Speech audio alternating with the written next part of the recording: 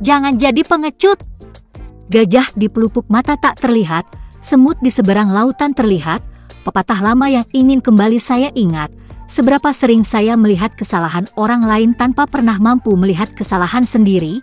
Seberapa sering saya melihat orang-orang yang menyakiti saya dan mengumpat namun jarang menyadari bahwa luka yang sama bahkan lebih dalam lagi telah saya torehkan di hati orang lain. Seberapa sering saya melempar batu dan sembunyi tangan, menjadi orang yang sangat pengecut, mengetahui apa-apa yang saya lakukan. Pembahasan podcast radio kali ini mengenai jangan menjadi pengecut. Sebelum dilanjutkan jangan lupa klik subscribe dan like-nya. Terima kasih.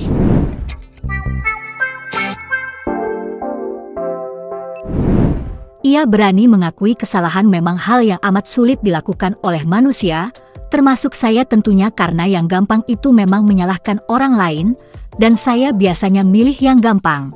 Kalau bisa nyalahin orang lain kenapa harus nyalahin diri sendiri? Ketika mobil saya nyerempet motor itu bukan karena saya ngantuk tapi karena pengendara motor itu yang oleng dan kena mobil saya.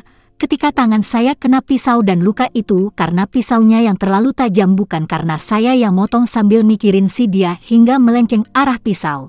Ketika saya telat datang ke undangan buka bersama sahabat saya itu karena jalanan macet bukan karena saya bangun kesiangan. Pokoknya selama masih bisa nyalahin orang lain, gak perlu nyalahin diri sendiri. Tapi pernah gak sih saya berpikir bahwa dengan mengakui kesalahan ini sebagai milik saya, maka saya belajar untuk tidak melakukan kesalahan yang sama lagi. Selama saya tidak mengakuinya bagaimana saya mau belajar? Manusia kadang pengen jadi gajah yang semua diinjak-injak. Benar nggak? Ia mengapa saya tidak bersikap jujur bahwa kesalahan yang saya buat tersebut adalah salah saya, milik saya.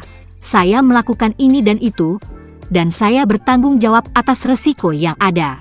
Dan saya seharusnya berterima kasih pada kesalahan-kesalahan yang saya buat.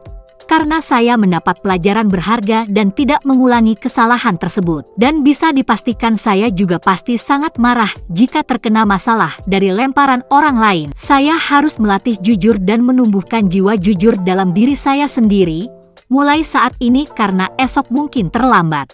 Indahnya kejujuran meski pahit kata orang, meski setelah jujur saya harus jungkir balik memperbaiki kesalahan setidaknya saya membuat diri saya lebih baik dan lebih baik lagi. Bukankah salah satu ciri-ciri pecinta Allah adalah mereka yang sibuk memperbaiki diri sendiri bukan mereka yang sibuk mencari kesalahan orang-orang?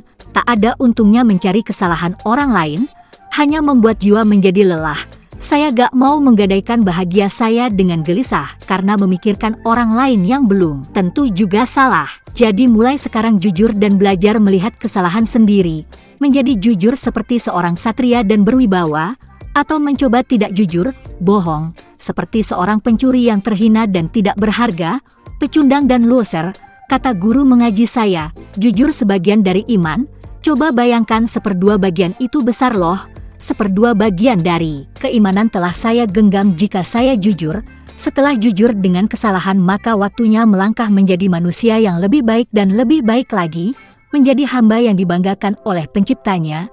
Ia mari membuat Allah bangga karena telah memiliki hamba seperti kita, hamba-hamba yang jujur, hamba-hamba yang tak mudah terprovokasi dan ramai-ramai menghujat orang lain yang belum tentu salah dan semoga saya mampu hamba-hamba yang mampu melihat kesalahan diri saya sendiri. Kalau bisa jujur kenapa harus dusta?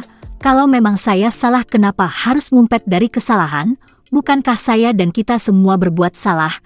Kan manusia tempatnya hilaf kan ya? Semoga kita dicintai Allah karena kejujuran dan keberanian kita mengakui kesalahan. Tulis komentar kamu jika ada yang mungkin dikoreksi atau ingin ditambahkan. Sampai jumpa pada pembahasan berikutnya. Terima kasih.